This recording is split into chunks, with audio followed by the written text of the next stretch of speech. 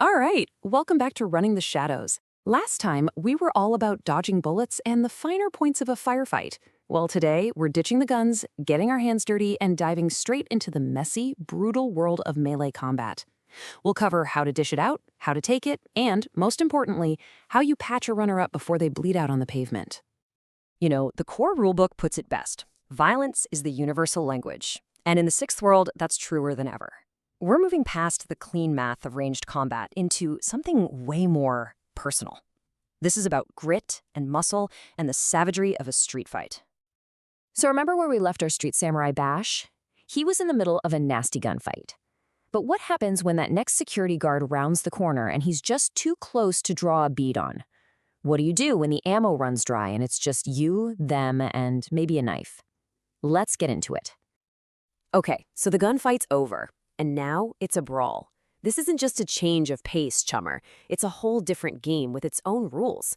The mechanics of combat completely shift when you're fighting face-to-face. Okay, check this out. When you get up close, the whole equation changes. Your agility and skill, yeah, they still matter a ton. But look at what gets added to the mix. Strength. Your raw physical power now factors directly into your attack rating and your damage value. In a close quarters fight, being strong isn't just helpful. It's a weapon all on its own. But here's the thing. Melee isn't just about who can hit the hardest. Sometimes the smartest play isn't to take a guy down, but to just take him out of the fight. It's about controlling the battlefield. And that, my friends, is where grappling comes in. Grappling is all about control. It's not about being the solo hero who wins the fight. No, it's a team play. You're grabbing one enemy and just holding them in place, making them an absurdly easy target, so the rest of your team can light them up and move on to the next threat. So how's it work? It's actually pretty simple. You make your standard close combat and agility roll to attack. Then, the defender tries to resist, but they have to use their strength. If you win that opposed test, bam! Your target gets the restrained status, and that is a huge deal. It slaps them with a massive -4 penalty to all their defense tests. They're basically a sitting duck. So here's the real tactical takeaway. Grappling is how you play chess, while everyone else is playing checkers. You tie up one goon, making him useless, so your team can focus their firepower on the really big problems, like that troll with the assault cannon. It's all about smarts over brute force. Of course, no matter how slick you are, you're gonna take a hit eventually. Bash is gonna get clipped, and in Shadowrun, taking damage is serious business. You're not just losing hit points from a health bar. Oh no. You're managing two different kinds of hurt, and either one can take you out of the fight for good. Every single point of damage gets tracked on what's called your condition monitor. Think of it as your character's health status, but it's split into two totally separate tracks, one for physical damage and one for stun. And trust me, you've got to watch both of them like a hawk. Let's break those down. Physical damage, that's the nasty stuff. Bullets, knives, explosions, anything that makes you bleed. If that physical track fills all the way up, you're bleeding out. Lights out, game over. Stun damage, on the other hand, is usually non-lethal. Getting punched, hit with a taser, that kind of thing. If your stun track fills up, you're not dead, but you are knocked unconscious, out cold on the floor. Now listen up, because this is probably one of the most important rules in all of Shadowrun combat. If your stun track is already full and you take more stun damage, it doesn't just disappear. It has to go somewhere. So it overflows and starts filling up your physical track instead. That's right, getting tased one too many times can literally kill you. It's a brutal little rule that perfectly captures the danger of the sixth world. So you made it. The fight's over, you're still breathing. But you're probably not in great shape. Now comes the other hard part, putting yourself back together. Because winning the fight is only half the battle. The other half is staying alive long enough to actually spend that hard-earned nuyen.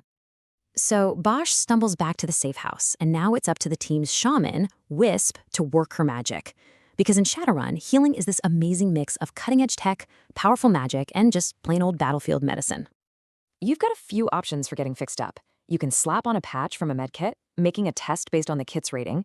You can use the first aid skill, which is part of biotech, for a quick fix. Or for the really bad stuff, you can have a mage like Wisp cast a heal spell. But when it comes to magic, there's a catch, a big one, especially for a chromed-up runner like Bash. See, Bash is a street samurai.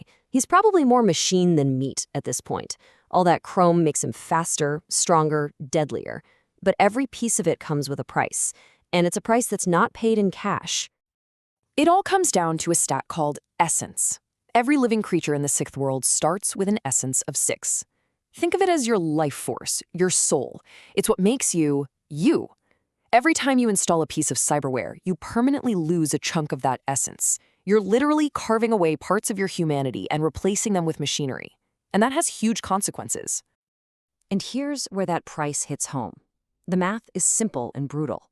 When Wisp tries to heal Bash, the difficulty of her spell, the threshold she has to beat, is 5 minus his essence. So the lower his essence, the higher the threshold. The more chrome he has, the harder it is for magic to fix his living tissue. It's a vicious trade-off that's right at the heart of what it means to be a street Sam. And that's the core dilemma, isn't it? Every new piece of chrome makes you a more effective killer, but it also disconnects you from your own life force, making you harder to save. It's this constant, desperate balancing act between power and humanity. And that's what makes this world so incredibly compelling. Phew. Okay, we have covered a lot of ground today. We've gone from cracking skulls to the cost of cyberware. So before we go, let's just do a quick and dirty recap of what we've learned. All right, the key takeaways. 1. For melee, strength is your best friend. It boosts your attack and damage. 2. Grappling is a tactical team move, not a solo power play. 3. Watch both your damage tracks. Stun overflow is a real killer.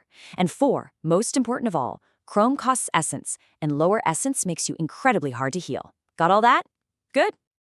We've talked about the world of flesh and steel. We've touched on the world of magic and spirits, but there's a whole other battlefield out there. A world made of pure information, of glowing code and digital ghosts. A world we call the Matrix.